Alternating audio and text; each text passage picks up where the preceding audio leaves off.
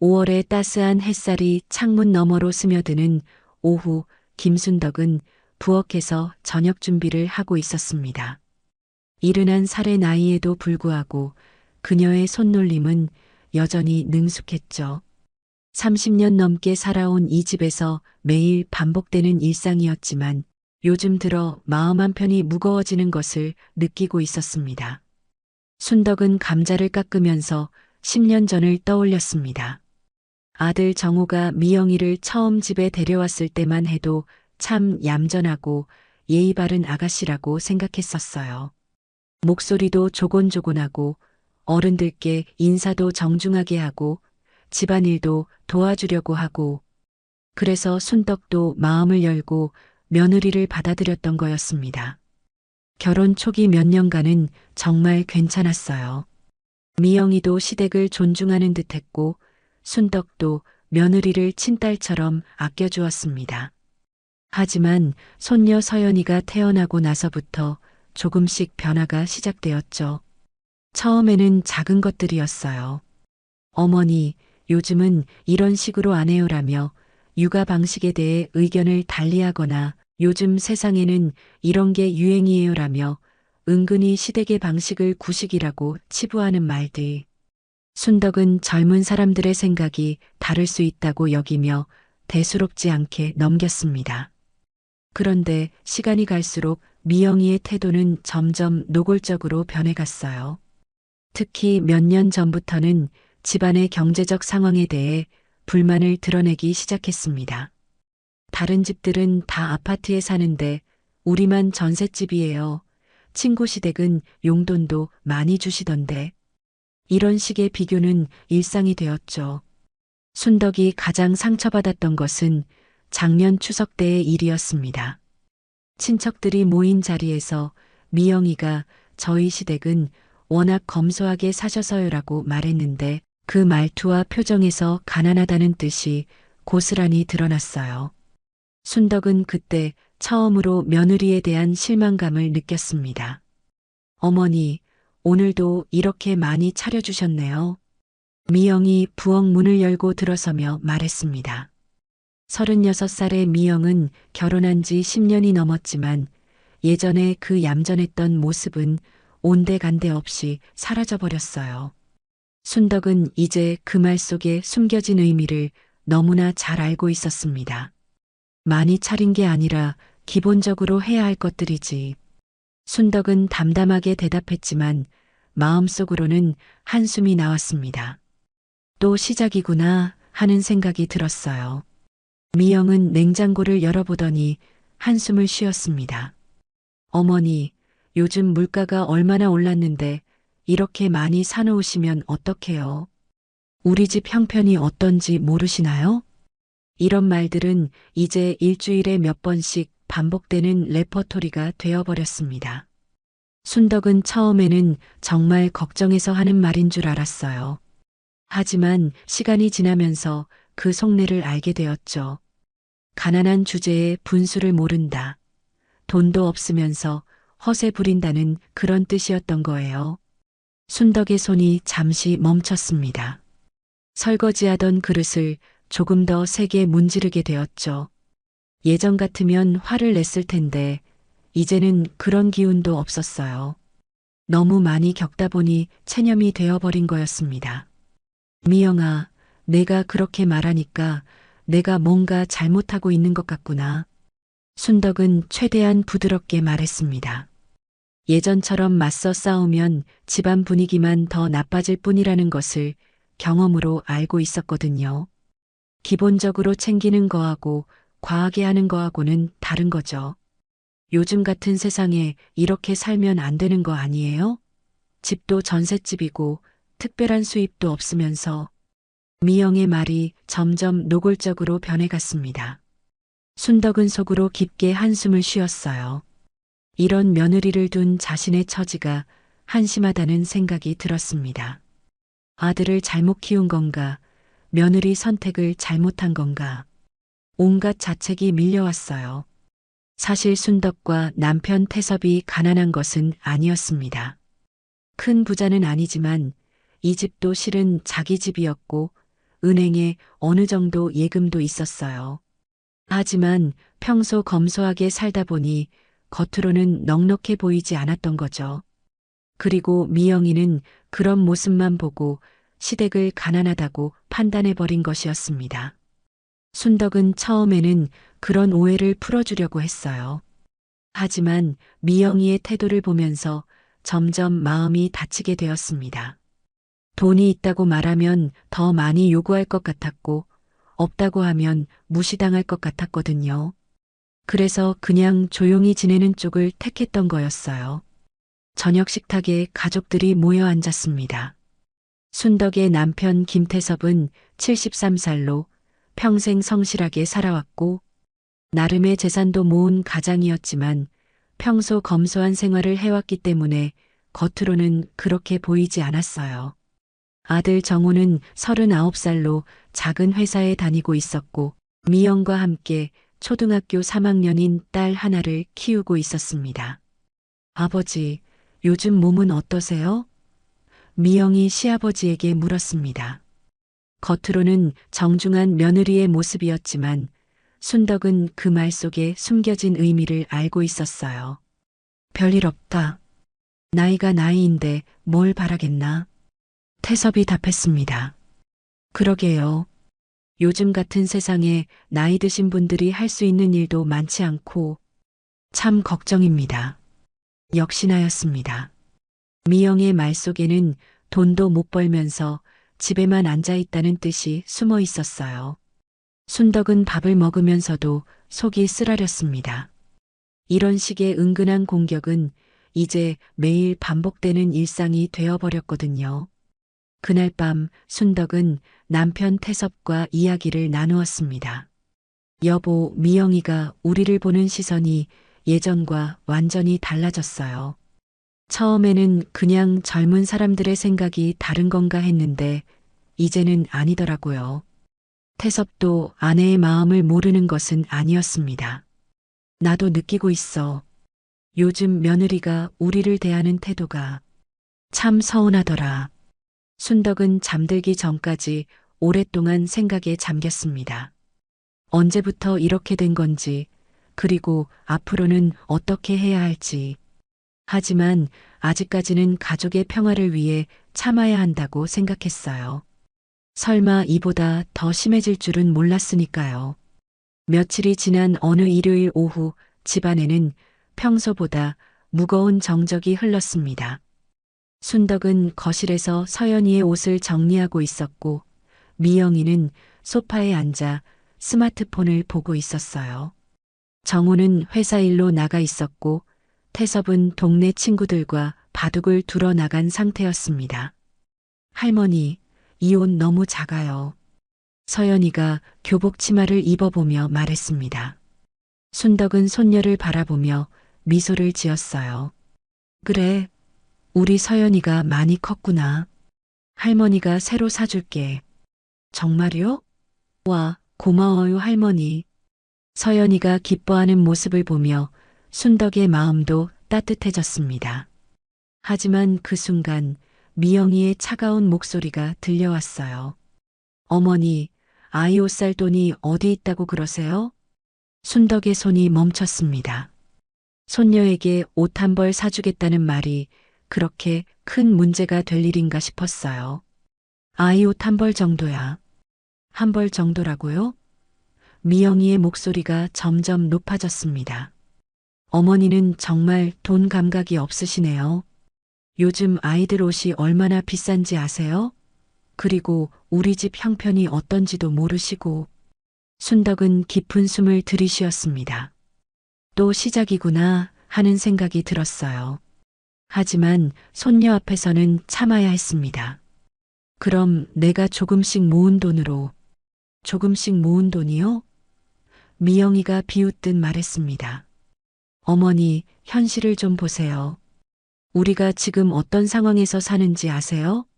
전셋집에서 빠듯하게 살면서 무슨 여유가 있다고 그러세요? 서연이가 어색한 분위기를 느끼고는 조용히 자기 방으로 들어갔습니다. 순덕은 손녀가 이런 모습을 보는 것이 마음 아팠어요. 미영아, 아이 앞에서는. 아이 앞에서 뭐요? 현실을 알려주는 게 나쁜 건가요? 할머니가 무작정 사주겠다고 하는 것보다는 집안 형편을 알게 하는 게 맞는 거 아니에요? 미영이의 말은 점점 더 거칠어졌습니다. 순덕은 참고 또 참았지만 오늘따라 미영이의 태도가 유난히 공격적이었어요. 그래, 우리가 가난해. 그런데 손녀 옷 한 벌 못 사줄 정도로 가난하냐? 그게 문제가 아니라고요. 미영이가 소파에서 벌떡 일어섰습니다. 어머니는 정말 답답하세요. 돈이 있고 없고의 문제가 아니라 계획성 있게 써야 한다는 거죠. 이런 식으로 살면 언제까지 이 전셋집에서 살아야 하는지 생각해 보세요. 순덕의 가슴이 답답해 왔습니다. 며느리의 말 한마디 한마디가 비수처럼 꽂혔어요. 하지만 더 참을 수 없는 말이 이어졌습니다. 정말 철없으시네요. 나이가 70이 넘으셨으면 좀 현실적으로 생각하셔야 하는 거 아니에요? 우리가 뭘로 먹고 사는지, 앞으로 어떻게 살아야 하는지, 그런 생각은 안 하시고 그냥 쓰기만 하면 되는 줄 아세요? 미영아, 너무 심하게 말하는 거 아니냐? 심하게 말한다고요? 미영이의 목소리에 짜증이 가득했습니다. 저는 현실을 말하는 건데 그게 심한 거예요? 어머니가 현실을 모르시니까 이런 식으로 사는 거 아니에요? 그때 부엌에서 설거지를 하던 순덕이 그릇을 떨어뜨리는 소리가 났습니다. 미영이는 그 소리를 듣고 더욱 화를 냈어요. 봐요, 또 뭘 깨뜨리셨네. 요즘 자꾸 이런 일이 많아지시는데 나이가 들면서 조심성도 없어지시는 건가요? 순덕은 깨진 그릇을 치우며 마음속으로 분노가 치밀어 오르는 것을 느꼈습니다. 하지만 아직까지는 참고 있었어요. 실수할 수도 있는 거 아니냐? 사람이 기계가 아닌데. 실수요? 요즘 들어 너무 자주 실수하시는 것 같은데요. 그릇 깨뜨리고 음식 태우고 가스 끄는 것도 깜빡하시고 정말 걱정돼요. 미영이의 말은 이제 순덕의 인격 자체를 공격하는 수준이 되었습니다. 순덕은 손이 떨리는 것을 느꼈어요. 그리고 어머니, 솔직히 말해서 요즘 어머니 때문에 스트레스가 너무 심해요. 집안일도 제대로 안 되고 돈 관리도 엉망이고 이런 식으로는 정말 못 살겠어요. 뭐라고? 순덕의 목소리에 처음으로 분노가 섞였습니다. 30년 넘게 이 집을 지켜온 자신을 향해 집안일을 제대로 못한다고 말하는 며느리를 보니 참을 수 없었어요. 제가 뭐 잘못 말했나요? 사실을 말한 건데. 미영이는 전혀 물러서지 않았습니다. 어머니 때문에 우리 가족이 얼마나 힘든지 아세요? 정우 오빠도 요즘 스트레스 받아서 회사에서도 힘들어하고. 야, 너 지금 뭐 하는 거야? 순덕의 분노가 폭발하기 시작했습니다. 하지만 미영이는 멈추지 않았어요. 왜요? 제가 뭘 잘못했다고 그러세요? 현실을 말하는 게 잘못된 건가요? 어머니가 좀 더 현실적으로 생각하시고 우리 입장도 좀 헤아려 주시면 안 되는 건가요? 헤아려 달라고? 순덕의 목소리가 떨렸습니다. 내가 지금까지 뭘 했는데? 뭘 하셨다고요? 미영이의 말이 더욱 독해졌습니다. 어머니는 정말 답답하세요. 시대가 변했는데도 옛날 방식만 고집하시고 우리 상황은 생각도 안 하시고 정말 그때였습니다. 미영이가 참다 터져나온 말을 내뱉었어요. 아이 쌍년아, 정말 답답해서 못 살겠네. 순간 집안이 정적에 휩싸였습니다. 순덕은 귀를 의심했어요.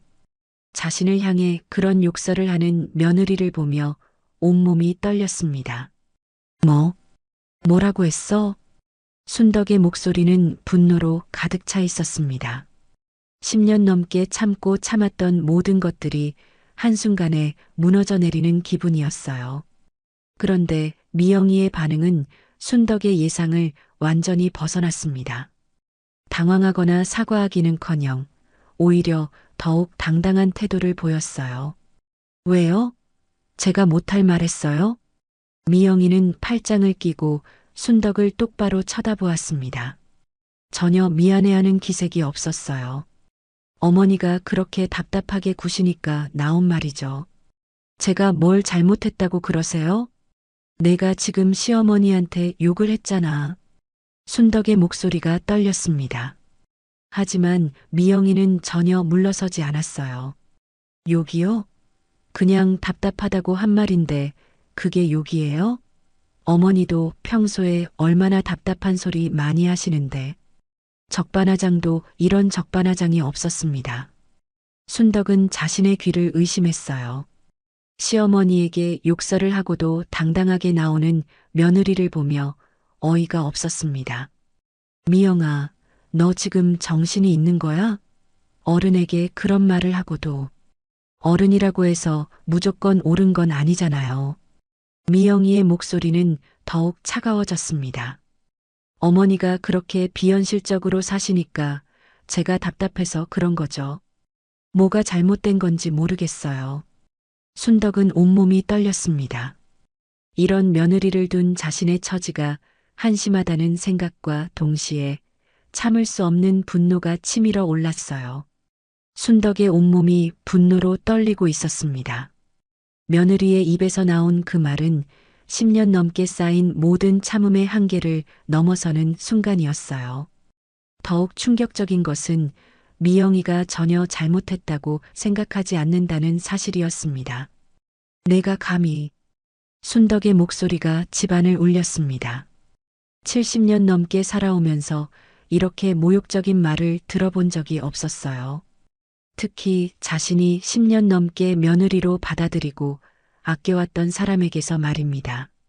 감히 뭐요? 미영이는 여전히 당당한 태도를 유지했습니다. 제가 뭘 잘못했다고 그러세요? 어머니가 답답하게 구시니까 답답하다고 말한 건데. 답답하다고? 너는 지금 상황 파악이 안 되는 거야? 순덕이 미영이 쪽으로 성큼성큼 다가갔습니다. 분노로 인해 온몸이 떨리고 있었지만 더 이상 참을 수 없었어요. 파악할 게 뭐가 있어요? 어머니가 현실을 모르시고 우리 가정 형편도 생각 안 하시면서 멋대로 하시니까 제가 답답해서 한 말이에요. 미영이의 말은 갈수록 도를 넘어서고 있었습니다. 순덕은 자신의 귀를 의심할 정도였어요. 시어머니에게 욕설을 하고도 오히려 자신이 피해자인 양 행동하는 며느리를 보며 어이가 없었습니다. 너 정말. 순덕의 손이 떨렸습니다. 이런 상황을 어떻게 처리해야 할지 몰랐어요. 평생 이런 일을 겪어본 적이 없었거든요. 정말 뭐요? 어머니도 평상시에 저한테 얼마나 답답한 소리 많이 하셨는데 저는 한번 답답하다고 말하면 안 되는 거예요? 아, 너 지금 뭐라고 하는 거야? 순덕의 분노가 폭발했습니다. 더 이상 참을 수 없다는 판단이 섰어요. 이런 며느리와는 더 이상 대화 자체가 불가능했습니다. 순덕은 미영이에게 다가가서 그녀의 머리채를 잡았습니다. 70이 넘은 나이에도 불구하고 분노로 인해 힘이 솟구쳤어요. 내가 감히 시어머니한테, 감히. 아, 뭐 하세요? 놓으세요. 미영이가 소리쳤지만 순덕은 놓지 않았습니다. 10년 넘게 쌓인 모든 분노와 서러움이 한꺼번에 터져나왔어요. 너 같은 년을 며느리로 뒀다고? 내가 정말 미쳤구나.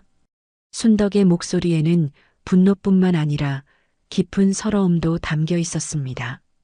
자신이 그동안 얼마나 참고 견뎌왔는지, 그리고 그 모든 것이 얼마나 헛된 일이었는지 깨달았어요. 놓으세요. 이러면 안 되죠.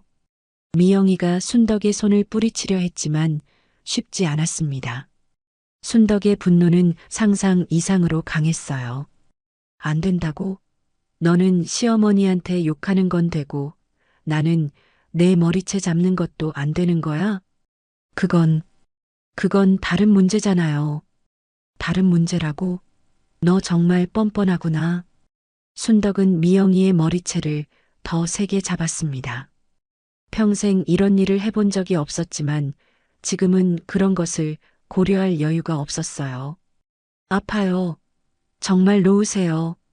미영이의 비명소리가 집안에 울려 퍼졌습니다. 하지만 순덕은 여전히 분노에 차 있었어요. 아프다고? 내 마음이 얼마나 아팠는지 생각해 봤어? 10년 넘게 내 때문에 내가 얼마나 괴로웠는지 알아?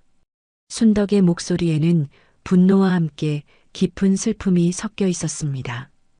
그동안 참고 견뎌온 모든 시간들이 헛된 것이었다는 생각에 마음이 무너져 내렸어요. 제가 언제 어머니를 괴롭혔다고 그러세요? 이 순간에도 미영이는 자신의 잘못을 인정하지 않았습니다. 순덕은 그런 며느리의 모습을 보며 더욱 분노했어요. 언제 괴롭혔냐고? 너는 정말 양심이라는 게 있는 거야? 양심이요? 제가 뭘 잘못했다고 양심 타령을 하세요. 미영이의 목소리도 점점 높아졌습니다. 자신이 피해자라고 생각하는 듯 했어요. 그때 현관문이 열리는 소리가 들렸습니다. 정우가 일찍 돌아온 것이었어요. 하지만 순덕은 아들이 온 것도 개의치 않았습니다. 지금은 이 상황을 끝까지 해결해야 한다고 생각했어요. 어머니, 뭐 하시는 거예요? 정우가 놀라서 달려왔지만 순덕은 미영이의 머리채에서 손을 떼지 않았습니다. 인연이 나한테 욕을 했어. 시어머니한테 욕을 했다고. 순덕이 정우에게 소리쳤습니다. 아들이라도 이 상황을 제대로 알아야 한다고 생각했어요. 어머니, 일단 손부터 놓으세요. 무슨 일인지 차근차근 얘기해봐요. 정우가 어머니를 말리려 했지만 순덕의 분노는 쉽게 가라앉지 않았습니다. 차근차근 얘기하자고. 내 아내가 나한테 뭐라고 했는지 알아? 아이 쌍년하라고 했어. 시어머니한테. 정우의 얼굴이 굳어졌습니다. 하지만 그는 여전히 상황을 정확히 파악하지 못하고 있었어요. 미영아, 정말 그런 말을 했어? 오빠, 그건. 미영이가 머뭇거렸습니다. 남편 앞에서는 조금 다른 태도를 보였어요. 그건 뭐야? 했는지 안 했는지만 말해. 순덕이 다시 소리쳤습니다. 이제는 아들도 진실을 알아야 한다고 생각했어요. 분위기는 점점 더 험악해져 갔고 이 갈등은 단순히 시어머니와 며느리 사이의 문제를 넘어서는 상황으로 발전하고 있었습니다. 정우는 어머니가 아내의 머리채를 잡고 있는 모습을 보며 당황했습니다. 이런 상황을 본 적이 없었거든요. 하지만 그의 첫 번째 본능은 아내를 보호하는 것이었어요. 어머니, 일단 손부터 놓으세요. 정우가 어머니의 팔을 잡고 미영이를 떼어내려 했습니다. 순덕은 아들의 행동에 더욱 분노했어요. 너도 내 아내 편을 드는 거야? 편을 드는 게 아니라 일단 이런 식으로 해결할 문제가 아니잖아요. 정우의 말에는 어머니에 대한 비난의 뜻이 담겨 있었습니다. 순덕은 그것을 놓치지 않았어요. 해결할 문제가 아니라고? 내 아내가 나한테 욕을 했는데? 어머니, 미영이가 정말 그런 말을 했는지 확인해 봐야죠. 그리고 설사 그렇다고 해도 이런 식으로는. 설사 그렇다고 해도? 순덕의 목소리가 떨렸습니다. 너 지금 내 아내가 시어머니한테 욕한 걸 대수롭지 않게 생각하는 거야? 정우는 잠시 망설였습니다. 사실 그는 상황을 정확히 파악하지 못하고 있었어요. 다만 어머니가 아내에게 물리적으로 해를 가하는 것이 더 큰 문제라고 생각했습니다. 어머니, 제 아내한테 왜 그러세요? 그 말이 나오는 순간 순덕의 세상이 무너져 내리는 기분이었습니다. 아들이 상황도 제대로 파악하지 않고 무조건 아내의 편을 드는 것이었어요. 내 아내한테 왜 그러냐고. 순덕은 정우의 팔을 뿌리치고 아들을 똑바로 바라보았습니다. 분노와 배신감이 뒤섞인 눈빛이었어요. 정우야, 너 지금 뭐라고 한 거야? 어머니가 먼저 손을 대셨잖아요. 아무리 그래도 이런 식으로는, 아무리 그래도 순덕의 목소리에 서러움이 섞였습니다. 내 아내가 나한테 뭐라고 했는지도 모르면서 미영이는 남편이 자신의 편을 들어주는 것을 보며 안도했습니다. 그리고 이 기회를 놓치지 않았어요. 오빠 어머니가 갑자기 저한테 이러셔서 정말 무서웠어요. 미영이의 목소리에는 억울함과 두려움이 담겨 있었습니다. 마치 자신이 일방적인 피해자인 것처럼 말이에요. 미영아, 괜찮아? 다친 데는 없어? 정우가 아내를 걱정스럽게 바라보며 물었습니다. 순덕은 그런 아들의 모습을 보며 가슴이 찢어지는 기분이었어요. 응, 괜찮아. 그런데 정말 무서웠어. 미영이는 남편의 품에 안기며 눈물까지 흘렸습니다. 순덕은 그런 며느리의 연기를 보며 어이가 없었어요. 정우야, 내가 지금 뭘 하고 있는지 알아? 순덕의 목소리는 분노를 넘어서 깊은 실망으로 가득 차 있었습니다. 어머니, 일단 진정하세요. 무슨 일이 있었는지 차근차근 얘기해봐요. 차근차근 얘기하자고. 순덕이 비웃었습니다. 내 아내가 나한테 아이 쌍년아라고 했는데도 정우는 잠시 놀란 표정을 지었지만 곧 아내를 바라보았습니다. 미영아, 정말 그런 말을 했어? 오빠, 미영이가 머뭇거렸습니다. 그건 어머니가 너무 답답하게 구셔서 욕을 한 거야? 정호도 이 부분에서는 잠시 당황했습니다. 하지만 그의 다음 말은 순덕에게 더 큰 충격을 주었어요. 그래도 어머니, 그런 말을 들었다고 해서 이렇게 하시면 안 되죠. 뭐라고? 순덕은 자신의 귀를 의심했습니다. 아들이 며느리의 욕설은 대수롭지 않게 여기고 오히려 자신의 행동을 비난하고 있었어요. 어머니, 미영이도 스트레스를 많이 받고 있어요. 요즘 경제적으로도 힘들고 아이 키우는 것도 쉽지 않고 그래서 시어머니한테 욕을 해도 된다는 거야? 그런 뜻이 아니라 정우가 머뭇거렸습니다. 미영이 말이 틀린 것도 아니잖아요. 그 순간 순덕의 머릿속이 하얘졌습니다. 아들이 며느리의 욕설을 정당화하고 있는 것이었어요. 틀린 것도 아니라고? 순덕의 목소리는 이제 분노를 넘어서 절망으로 가득 차 있었습니다. 어머니, 우리 집 형편이 어떤지 아시잖아요. 미영이가 걱정되어서 하는 말인데. 걱정되어서? 순덕이 웃었습니다. 하지만 그 웃음에는 서러움만이 담겨 있었어요. 시어머니한테 욕하는 게 걱정해서 하는 말이야? 어머니 말씀도 이해하지만 미영이 입장도 좀 생각해 주세요. 정호의 말은 계속해서 아내를 옹호하는 방향으로 흘러갔습니다. 순덕은 이런 아들의 모습을 보며 자신이 30년 넘게 키운 아들이 맞나 싶었어요. 입장을 생각해 달라고? 순덕의 목소리가 떨렸습니다. 그럼 내 입장은 생각 안 해도 되는 거야? 어머니 입장도 이해하지만 이해한다고 하지 마. 순덕이 소리쳤습니다. 너는 지금 전혀 이해하지 못하고 있어. 미영이는 남편이 계속 자신의 편을 들어주는 것을 보며 더욱 당당해졌습니다. 어머니, 저도 억울해요. 저는 그냥 우리 가족을 걱정해서 한 말인데 이렇게 몰아세우시면. 몰아세운다고? 순덕은 미영이를 똑바로 바라보았습니다. 내가 나한테 욕한 게 몰아세우는 거야? 저는 욕을 한 게 아니라 답답해서. 또 그런 소리 하네. 순덕은 이제 완전히 지쳤습니다. 너희들은 정말 끝까지 내가 잘못했다고 하고 싶은 거구나. 정우가 다시 입을 열었습니다. 어머니, 가족끼리 이렇게 싸우면 안 되죠. 서로 양보해서. 양보? 순덕이 아들을 바라보았습니다. 내가 10년 넘게 양보하지 않았다고 생각해? 그런데 내 아내는 양보한 게 뭐가 있는데? 어머니, 미영이도 나름대로 노력했어요. 노력이라고? 순덕은 헛웃음을 지었습니다. 시어머니 욕하는 게 노력이야? 그건 실수였을 거예요. 정호의 변명은 계속되었고 순덕은 이런 아들과 며느리를 보며 완전히 마음을 닫았습니다.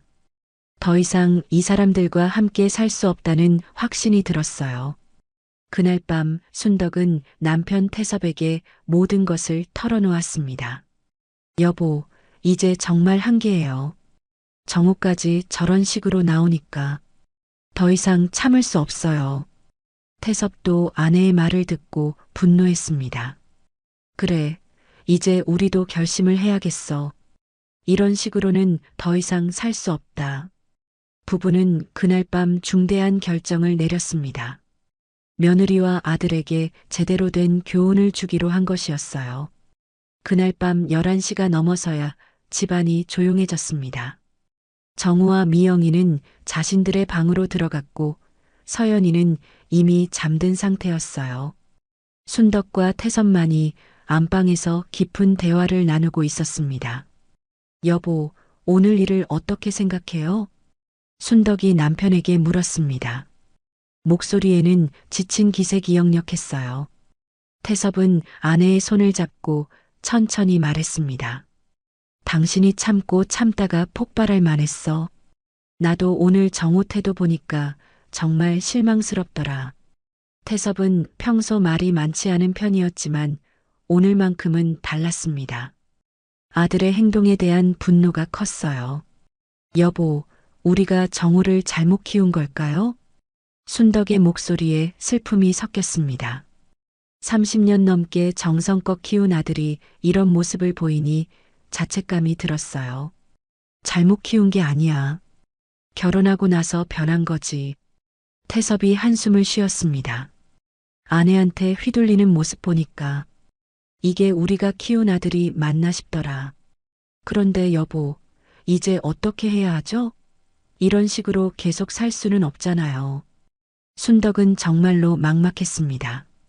오늘 일로 인해 며느리와의 관계는 완전히 회복 불가능한 지경에 이르렀고 아들마저 믿을 수 없는 상황이 되었어요. 태섭은 잠시 생각에 잠겼습니다. 그리고 천천히 입을 열었어요. 순덕아, 우리 이제 결단을 내려야 할 때가 온 것 같아. 결단이요? 응. 미영이가 우리를 그렇게 무시하고 정호마저 저런 태도를 보이는데 우리가 언제까지 이런 대접을 받으며 살아야 하겠어? 태섭의 말에는 강한 의지가 담겨 있었습니다. 순덕은 남편의 표정에서 심상치 않은 기운을 느꼈어요. 여보가 무슨 생각을 하고 있는 건지 알 것 같아요. 우리 그동안 너무 착하게만 살았어. 미영이가 우리를 가난하다고 무시하고 정호도 아내 편만 들고 이제는 우리도 제대로 된 교훈을 줘야 해. 태섭의 목소리에는 결연한 의지가 담겨 있었습니다. 순덕도 남편의 마음을 이해했어요. 여보 말이 맞아요. 우리가 너무 참기만 했나 봐요. 순덕아, 우리 은행에 있는 돈 얼마나 되는지 알지? 태섭이 갑자기 돈 이야기를 꺼냈습니다. 순덕은 남편의 의도를 짐작할 수 있었어요. 3억 5천만 원 정도 되죠. 그리고 이 집도. 그래, 이 집값까지 합치면 6억은 넘어. 미영이가 우리를 가난하다고 무시하는데 사실 우리가 그들보다 훨씬 여유 있는 거야. 태섭의 말에 순덕도 고개를 끄덕였습니다. 실제로 정혼의 가족은 전세금도 시부모에게 빌린 상태였고 매달 생활비도 빠듯한 편이었어요.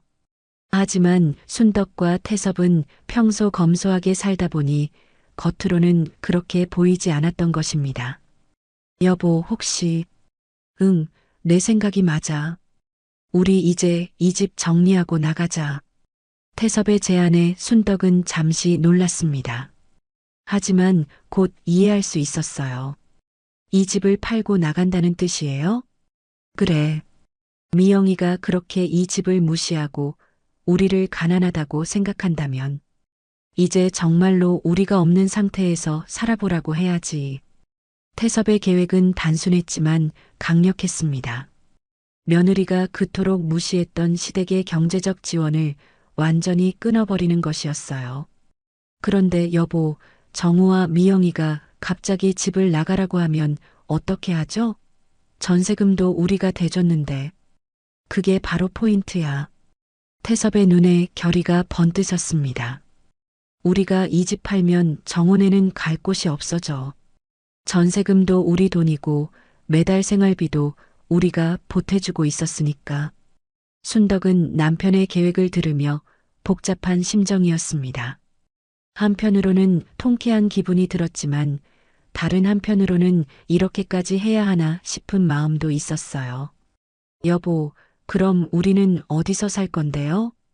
우리는 돈이 있으니까 어디든 갈 수 있어. 작은 아파트 하나 사서 둘이 조용히 살면 되잖아. 태섭의 계획은 이미 구체적으로 세워져 있었습니다. 그런데 서연이는 어떡하죠? 우리 손녀인데. 서연이야 안타깝지만 그의 부모가 제대로 키워야지. 우리가 언제까지 뒷바라지 해줄 수는 없어. 태섭의 말에는 단호함이 있었습니다.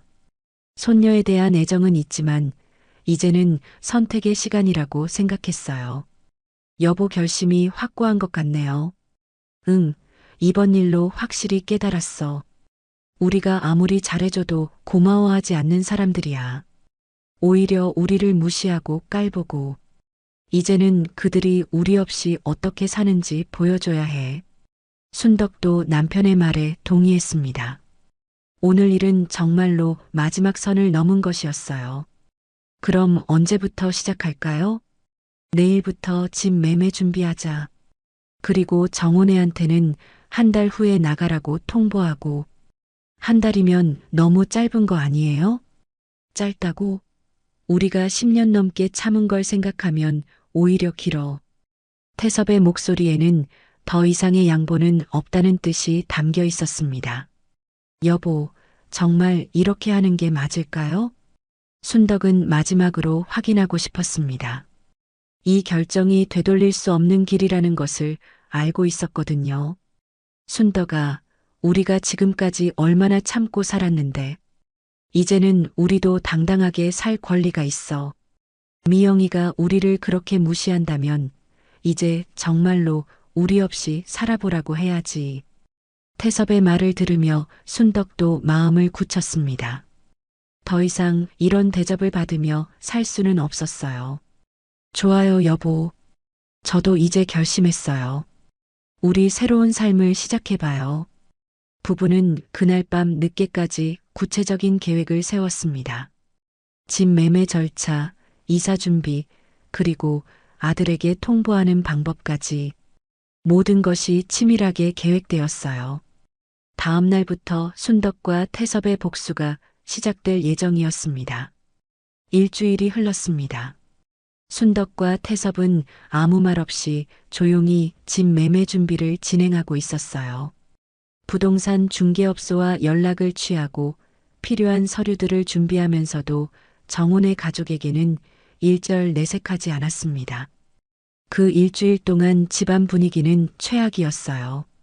미영이는 여전히 자신이 잘못한 것이 없다는 태도를 유지했고 정호는 어머니와 아내 사이에서 어정쩡한 입장을 취했습니다.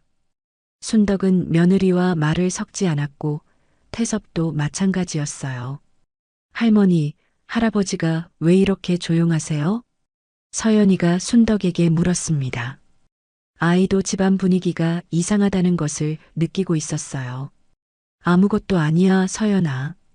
순덕은 손녀에게 웃어 보였지만 그 웃음에는 깊은 슬픔이 담겨 있었습니다. 곧 이 아이와도 헤어져야 한다는 생각에 마음이 아팠어요. 그날 오후 부동산 중개업소에서 연락이 왔습니다. 사모님, 집 보러 오겠다는 분이 계세요. 내일 오후 2시쯤 어떠세요? 네, 좋습니다. 순덕은 조용히 전화를 끊었습니다. 드디어 시작되는구나 하는 생각이 들었어요. 다음 날 오후 예비 구매자가 집을 보러 왔습니다. 정호는 회사에 가 있었고 미영이는 서연이와 함께 학원에 다녀온 상태였어요. 어머니, 누가 와 있어요? 미영이가 부동산 중개업소 직원과 함께 온 낯선 사람들을 보며 물었습니다. 집 보러 온 분들이야. 순덕이 담담하게 대답했습니다. 미영이는 처음에 무슨 말인지 이해하지 못했어요. 집 보러 온다는 게 무슨... 그때 부동산 중개업소 직원이 설명했습니다. 안녕하세요. 저는 대한공인중개사 사무소에서 나온 김 실장입니다. 이 집 매매건으로 왔습니다. 매매요? 미영이의 얼굴이 하얗게 변했습니다. 네, 집주인분께서 매매 의뢰를 하셔서... 잠깐만요. 미영이가 부동산 직원을 제지하고 순덕을 바라보았습니다. 어머니, 이게 무슨 일이에요? 말 그대로야. 집을 파는 거지. 순덕의 목소리에는 아무런 감정도 담겨 있지 않았습니다. 마치 당연한 일을 말하는 것처럼 들렸어요. 집을 판다고요? 갑자기 왜요? 갑자기라고? 순덕이 미영이를 똑바로 바라보았습니다. 우리가 가난해서 이 집도 전셋집인 줄 알았지? 미영이는 순간 할 말을 잃었습니다. 그제서야 자신이 완전히 잘못 알고 있었다는 것을 깨달았어요. 이 집이 어머니 집이었어요? 당연하지. 그럼 누구 집인 줄 알았어? 순덕의 말에 미영이는 당황했습니다.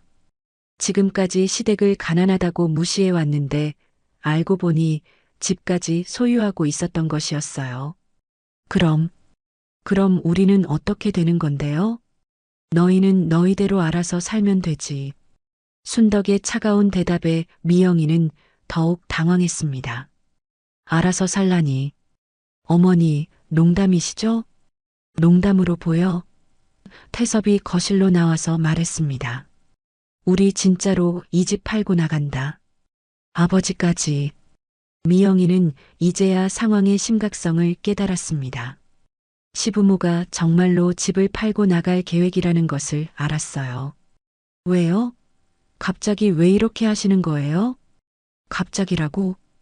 태섭의 목소리에 분노가 섞였습니다. 우리가 10년 넘게 참고 참다가 이렇게 하는 건데 갑자기라고 하네. 그때 정우가 회사에서 돌아왔습니다. 집안에 낯선 사람들이 있는 것을 보고 의아해했어요. 어머니, 이분들은 누구세요? 집 보러 온 분들이야. 순덕이 똑같은 대답을 했습니다. 정우도 처음에는 이해하지 못했어요. 집 보러 온다는 게... 정우야, 앉아라. 할 말이 있다. 태섭이 아들을 불렀습니다. 정우는 아버지의 진지한 표정을 보며 심상치 않음을 느꼈어요. 아버지, 무슨 일이세요? 우리 이 집 팔고 나간다. 뭐라고요? 정우는 귀를 의심했습니다. 이 집 팔고 우리 따로 나가서 살 거야. 아버지, 갑자기 무슨 소리예요? 우리가 뭘 잘못했다고. 뭘 잘못했냐고? 태섭의 목소리가 높아졌습니다. 지난주에 내 아내가 내 어머니한테 뭐라고 했는지 벌써 잊었어? 정우는 잠시 말을 잃었습니다. 그 일을 잊고 있었던 것은 아니지만 설마 이렇게까지 될 줄은 몰랐어요. 아버지, 그건 미영이가 일시적으로 화가 나서... 일시적으로? 순덕이 끼어들었습니다. 정우야, 너는 정말 모르는구나. 내 아내가 우리를 어떻게 생각하는지. 어머니, 무슨 말씀이세요? 미영이가 우리를 가난하다고 무시해왔잖아. 그런데 알고 보니 우리가 집주인이고 너희가 전세살이 하는 처지였던 거야.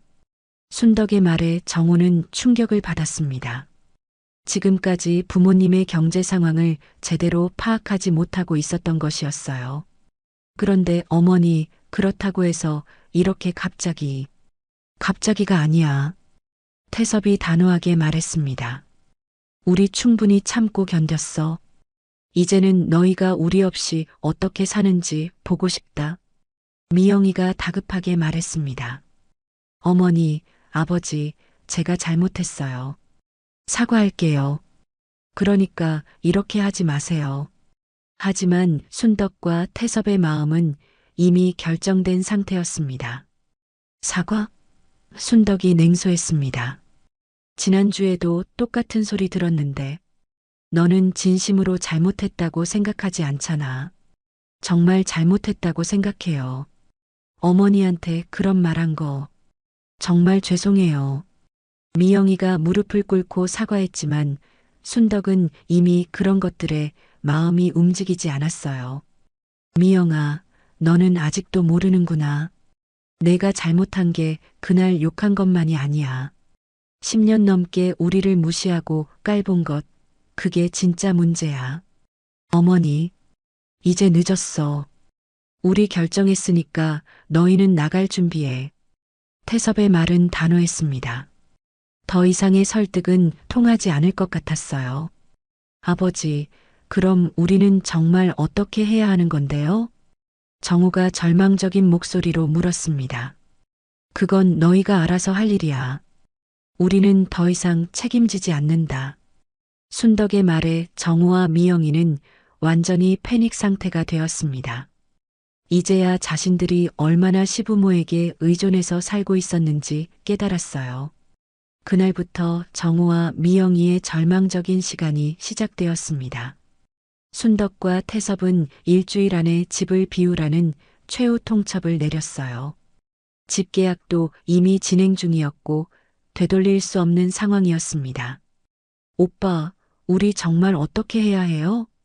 미영이는 울먹이는 목소리로 정우에게 말했습니다. 이제야 자신들의 현실을 직시하게 되었어요. 전세금도 시부모 돈이었고 매달 생활비도 시부모의 도움을 받고 있었던 것이었습니다. 내가 어떻게 알아? 집 구하는 것부터 시작해야지. 정우도 막막하기는 마찬가지였습니다. 자신의 월급만으로는 전세금을 마련하기도 힘들었거든요. 전세금은 어떻게 해요? 우리한테 그런 목돈이 어디 있어요? 그러게. 은행에서 대출을 받아야 하나? 정우는 머리를 감싸고 앉았습니다. 지금까지 시부모에게 얼마나 의존해서 살았는지 뼈저리게 느끼고 있었어요. 며칠 후 정우는 용기를 내어 어머니에게 다가갔습니다. 어머니, 정말 마음을 바꿀 수 없으세요? 바꿀 마음 없어. 순덕의 대답은 단호했습니다. 어머니, 제가 미영이를 잘못 교육했어요. 앞으로는 제대로 하겠습니다. 정우야, 너도 문제야. 순덕이 아들을 똑바로 바라보았습니다. 지난주에 내가 어떻게 행동했는지 기억해? 내 아내가 나한테 욕했는데도 내 편은 들지 않고, 그건 그때 제가 상황을 제대로 파악 못해서 상황 파악을 못했다고? 순덕이 비웃었습니다. 시어머니가 며느리 머리채 잡고 있는데 상황 파악을 못해? 그냥 내 아내 편만 들고 싶었던 거지. 정우는 할 말이 없었습니다. 어머니의 말이 맞았거든요. 어머니, 제가 정말 잘못했어요. 앞으로는 절대 그런 일 없을 거예요. 앞으로는 그런 일이 있을 수도 없지. 우리가 따로 살 테니까. 순덕의 마음은 이미 돌이킬 수 없을 만큼 굳어져 있었습니다. 그때 미영이가 나타났습니다. 눈이 빨갛게 부어 있는 것으로 봐서 많이 울었나 보았어요. 어머니, 저 정말 잘못했어요. 무릎 꿇고 사과할게요. 미영이가 실제로 순덕 앞에 무릎을 꿇었습니다. 하지만 순덕은 냉정했어요. 일어서, 이제 와서 무릎 꿇는다고 달라지는 거 없어. 어머니, 제발이요. 서연이는 어떡해요? 애가 무슨 죄가 있어요? 미영이가 딸을 핑계로 내세웠지만 순덕은 흔들리지 않았습니다. 서연이는 너희가 키우면 되잖아. 부모가 있는데 왜 우리가 키워야 해? 어머니, 저희가 경제적으로 여유가 없는 거 아시잖아요. 서연이 교육비도 생활비도 그런 걸 왜 우리가 책임져야 하는데? 태섭이 끼어들었습니다. 너희가 벌어서 너희가 키우는 게 당연한 거 아니야? 미영이는 더 이상 할 말이 없었습니다. 지금까지 당연하게 받아왔던 시부모의 지원이 얼마나 큰 것이었는지 깨달았어요. 아버지, 그럼 전세금은 어떻게 해야 해요? 저희한테는 그런 돈이. 그것도 우리가 해결해줘야 할 문제야? 태섭의 목소리가 차가웠습니다. 지금까지 우리 돈으로 전세 살았으면서 이제 와서 그런 소리 하네. 정우와 미영이는 절망적인 현실을 마주해야 했습니다. 시부모 없이는 정말로 아무것도 할 수 없다는 것을 깨달았어요. 어머니, 아버지, 정말 마지막으로 부탁드려요. 한 번만 더 기회를 주세요. 정우가 간절하게 부탁했습니다. 기회? 순덕이 웃었습니다. 10년 넘게 기회를 줬는데 뭘 더 줘? 어머니, 저희가 정말 달라질게요. 미영이도 완전히 반성했어요. 반성했다고? 순덕이 미영이를 바라보았습니다. 너 정말 반성했어? 네, 정말 잘못했다고 생각해요. 어머니를 무시하고 욕까지 하고 정말 죄송해요. 미영이의 목소리에는 절망감이 가득했습니다. 하지만 순덕은 그것이 진심이 아니라는 것을 알고 있었어요. 미영아, 너는 지금 우리가 집을 팔고 나간다니까 급해서 그런 소리 하는 거지. 진심으로 잘못했다고 생각하는 게 아니잖아. 아니에요, 정말. 정말이라고? 순덕이 날카롭게 물었습니다. 그럼 우리가 마음을 바꿔서 집을 안 팔고 계속 같이 살자고 하면 너 태도가 정말 달라질 것 같아? 미영이는 대답하지 못했습니다. 순덕의 질문이 너무 예리했어요. 봐, 대답도 못하잖아. 너는 지금 급해서 그런 소리 하는 거야. 진심으로 뉘우치는 게 아니라. 태섭도 며느리를 차갑게 바라보았습니다. 미영아, 너는 우리를 뭘로 봤는지 알아? 그냥 이용할 수 있는 존재로만 봤지. 진짜 가족으로는 생각 안 했잖아. 아버지, 그런 게 아니에요. 그런 게 아니라고? 태섭의 목소리에 분노가 섞였습니다. 10년 넘게 우리 돈으로 살면서 고마워한 적 한 번이라도 있었어? 오히려 우리를 가난하다고 무시하고 깔봤잖아. 미영이는 더 이상 변명할 수 없었습니다. 태섭의 말이 모두 사실이었거든요. 이제 와서 악어에 눈물 흘린다고 달라지는 거 없어. 순덕이 최종 선언을 했습니다. 우리 결정은 바뀌지 않아. 일주일 안에 나가. 어머니, 아버지, 정우와 미영이가 절규했지만 순덕과 태섭은 돌아서서 방으로 들어가 버렸습니다. 그날 밤 정우와 미영이는 현실적인 문제들과 마주해야 했습니다. 집을 구해야 하고 전세금을 마련해야 하고 앞으로의 생활비도 계획해야 했어요. 하지만 그들의 경제력으로는 한계가 있었습니다. 오빠, 우리 정말 어떻게 해요? 미영이가 울먹이며 물었습니다. 모르겠어. 일단 월세로라도 구해야지. 월세요? 그럼 매달 월세의 생활비까지 우리 월급으로 감당할 수 있을까요? 정우도 확신이 없었습니다. 지금까지 시부모의 도움 없이 살아본 적이 없었거든요. 이제야 그들은 자신들이 얼마나 큰 실수를 했는지 깨닫기 시작했습니다. 하지만 이미 늦었어요. 시부모의 마음은 돌이킬 수 없을 정도로 굳어져 있었습니다. 한 달이 흘렀습니다. 순덕과 태섭은 약속한 대로 집을 팔고 작은 아파트로 이사를 갔어요. 정우와 미영이는 어렵게 구한 작은 월세집에서 새로운 생활을 시작해야 했습니다. 새 아파트에서 차를 마시고 있던 순덕은 창밖을 바라보며 깊은 숨을 쉬었습니다. 50년 가까이 살았던 집을 떠나는 것이 쉽지는 않았지만 마음 한편으로는 해방감이 들었어요. 여보, 후회 안 해요? 순덕이 남편에게 물었습니다. 전혀. 오히려 왜 진작 이렇게 하지 않았나 싶어. 태섭이 담담하게 대답했습니다. 이제야 우리다운 생활을 할 수 있게 됐잖아. 새 집은 작지만 깔끔했습니다. 부부 둘만 살기에는 충분했어요. 무엇보다 매일 눈치 보며 살지 않아도 되니까 마음이 편했습니다. 그런데 서연이가 보고 싶긴 하네요. 순덕의 목소리에 아쉬움이 섞였습니다. 손녀와 헤어진 것이 가장 마음 아픈 부분이었어요. 그래도 어쩔 수 없는 일이야. 애 부모가 제대로 키워야지. 태섭도 손녀에 대한 그리움은 있었지만 이미 선택한 길이었습니다. 그때 현관벨이 울렸습니다. 순덕이 나가보니 정우와 미영이 그리고 서연이가 서 있었어요. 모두 초라한 모습이었습니다. 어머니, 정우가 조심스럽게 말을 꺼냈습니다. 한 달 동안 많이 힘들었나 보았어요.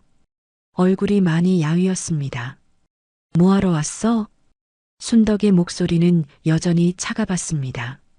어머니, 저희가 정말 잘못했어요. 한 번만 더 기회를 주세요. 미영이가 눈물을 흘리며 말했습니다. 한 달 동안의 현실은 그들에게 너무나 가혹했어요. 기회? 순덕이 비웃었습니다. 한 달 살아보니까 어때? 우리 없이 사는 맛이 어때? 어머니, 저희가 정말 어려워요. 월세의 생활비에 서연이 교육비까지 감당하기가. 정우가 절망적인 목소리로 말했습니다. 그래서 태섭이 냉정하게 물었습니다. 그게 우리가 해결해줘야 할 문제야? 아버지, 저희가 정말 잘못했어요. 이제야 어머니, 아버지가 저희에게 얼마나 많은 도움을 주셨는지 깨달았어요. 미영이가 무릎을 꿇으며 말했습니다. 하지만 순덕의 마음은 이미 돌같이 굳어져 있었어요. 이제 와서 깨달아서 뭐해? 진작 그렇게 생각했어야지. 어머니, 제발이요. 서연이만이라도 생각해 주세요. 서연이는 너희가 낳은 애잖아. 너희가 키우는 게 당연한 거고. 순덕은 손녀를 보며 잠시 마음이 흔들렸지만 곧 다시 마음을 다잡았습니다. 할머니, 저 할머니가 보고 싶었어요. 서연이가 순덕에게 달려와서 안겼습니다. 순덕의 눈가에 눈물이 맺혔지만 꼭 참았어요. 서연아, 할머니도 내가 보고 싶었어. 그런데 이제는 엄마 아빠가 더 잘 돌봐줄 거야. 할머니, 우리 다시 같이 살 수 없어요? 서연이의 순진한 질문에 순덕은 마음이 아팠습니다. 하지만 이미 결정한 일이었어요. 서연아, 이제는 안 돼. 할머니는 할아버지랑 둘이서 살 거야. 정우가 다시 간절하게 부탁했습니다. 어머니, 저희가 정말 달라졌어요. 한 달 동안 얼마나 힘들었는지. 이제야 어머니의 소중함을 알겠어요. 소중함을 안다고? 순덕이 차갑게 웃었습니다. 너희는 우리가 도움이 필요할 때만 소중하다고 생각하는 거지. 진짜로 우리를 존중하지는 않잖아. 그런 게 아니에요, 어머니. 정말, 정말이라고? 태섭이 끼어들었습니다. 그럼 우리가 다시 같이 살자고 하면 예전처럼 우리를 무시하지 않을 거라고 확신할 수 있어? 미영이는 대답하지 못했습니다. 솔직히 확신이 없었거든요. 봐, 또 대답 못하잖아. 순덕이 한숨을 쉬었습니다. 너희는 지금 급해서 그런 소리 하는 거야. 진심이 아니라. 어머니, 정말 진심이에요. 저희가 얼마나 잘못 생각했는지. 미영아, 너는 아직도 모르는구나. 순덕이 며느리를 똑바로 바라보았습니다. 내가 나한테 욕한 그날, 난 이미 마음을 접었어. 더 이상 너를 며느리로 생각하지 않기로 했거든. 어머니, 그리고 정호, 너도 마찬가지야. 내가 그날 내 아내 편만 들었을 때, 난 이미 실망했어. 30년 넘게 키운 아들이 그런 식으로 나올 줄은 몰랐거든. 정우는 할 말이 없었습니다. 어머니의 말이 모두 사실이었거든요. 어머니, 아버지, 마지막으로 한 번만 더. 그만해. 태섭이 단호하게 말했습니다. 우리 결정은 바뀌지 않아. 너희는 이제 우리 가족이 아니야. 그 말에 정우와 미영이는 완전히 절망했습니다. 더 이상 할 말이 없었어요. 할머니, 할아버지, 정말 안 돼요? 서연이가 마지막으로 물었지만 순덕은 고개를 돌렸습니다. 서연아, 잘 자라라. 할머니가 항상 응원할게. 그것이 순덕이 손녀에게 해줄 수 있는 마지막 말이었습니다. 정우와 미영이는 결국 빈손으로 돌아가야 했습니다. 그들의 뒤통수를 바라보며 순덕과 태섭은 착잡한 심정이었어요. 여보, 이게 맞는 일일까요? 순덕이 남편에게 물었습니다. 맞아. 우리가 너무 오랫동안 참았어. 이제는 우리도 당당하게 살 권리가 있어. 태섭의 말에 순덕도 고개를 끄덕였습니다. 그로부터 몇 개월이 지났습니다. 순덕과 태섭은 새로운 환경에서 평화로운 노년을 보내고 있었어요. 가끔 손녀가 그리울 때도 있었지만 후회하지는 않았습니다. 반면 정우와 미영이는 경제적인 어려움 속에서 힘든 나날을 보내야 했습니다. 이제야 시부모의 도움이 얼마나 큰 것이었는지 절실히 깨달았지만 이미 돌이킬 수 없는 상황이었어요. 미영이는 매일 후회했습니다. 왜 그때 시어머니에게 그런 말을 했을까? 왜 좀 더 겸손하게 굴지 못했을까? 하지만 이미 엎질러진 물이었습니다. 가족 간의 존중과 신뢰가 얼마나 중요한지, 그리고 그것을 잃었을 때의 대가가 얼마나 큰지를 보여주는 이야기였습니다. 순덕과 태섭은 자신들의 존엄성을 지켰지만 그 과정에서 가족이라는 끈은 영원히 끊어져 버렸습니다. 때로는 참는 것이 미덕이 아닐 수도 있다는 것, 그리고 모든 관계에는 한계가 있다는 것을 깨닫게 해주는 쌉쓸한 결말이었습니다.